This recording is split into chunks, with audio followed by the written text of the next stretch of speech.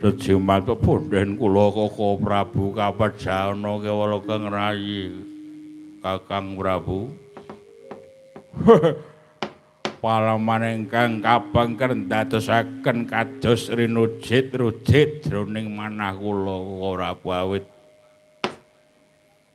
nilaripun Atmaja kula pun Durasala nalika semanten dados senopati Ngastina. Lah kok malah dadi kaperloyo, malah dadi gugur ngayuda, kula kelangan anak, kula kelangan putra Koko Prabu.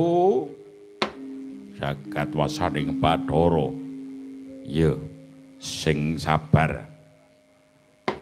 Kabeh mau pancen lakon sing kudu dilakoni.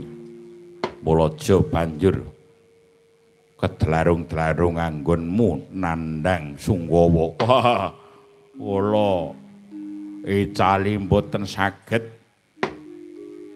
amung ingkang kula sawang deling wonten padaning netra mung kuandhanipun Atmaja kula pun Drasala Koko Prabu. Kula kapejana tumunten tak nusul anak kula pun Drasala. Aman Arya kula nggih. Dimas Drasasana ngenipun membang Sunggawa awit palaman sampun kepengker nggih menika Drasala minangka senopati mejahi arsa merjahi Gatotkaca nanging kepara tiba kosok wangsul Drasala ingkang tumekeng pati. Aduh, yeng. Sing sabar ya, Nggir. Drasasana. Ing pangajab mbok menawa ora kaya mangkono sing digayuh nanging parandene Gusti kang akarya jagat. Beda ingkang dikersake satemah anakmu lanang ya putuku Drasala ingkang tumekeng lalis. Kabeh-kabeh mau mula-mula Kakang Durna. Upamane Drasala ora dadekke senopati kon mateni Gatotkaca malah ora gugur ing ayuda. Depate kula Kakang. Wong wis kelakon ngrasani dadak dadi parang cucuan.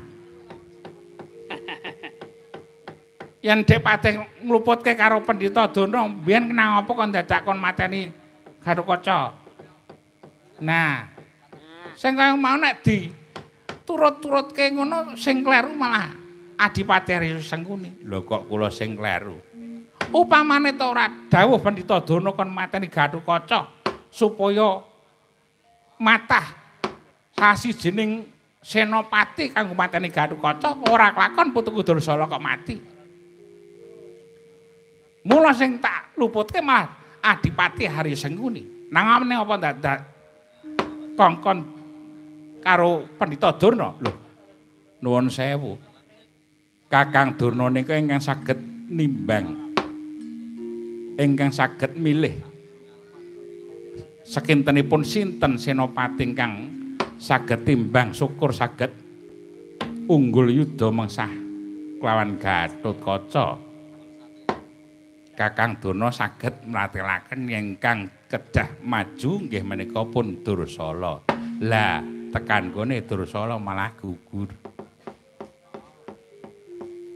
Nungkul sing luput ya sing paring dawuh nggih menika Kakang Durna. Perkawis menika nggon pati urip kuwi dudu purbane menungsa. Pati urip kuwi sing ngasta Gusti kang karya jagat. Siji pesti, loro jojo, telu tumibaning wahyu, papat kodrating jagat. Menungsa ora ana sing ngerti. Yen to kabeh mau duwe gegayuhan ingkang luhur, duwe gegayuhan ingkang becik sing dikarepake bisa kasembadan. Ning kabeh mau mung dumunung ana ing gegayuhan. Kabeh sing nentoke Gusti kang karya loka. Lah kok malah dadi seru le omong. Oh seru wae kok nganggo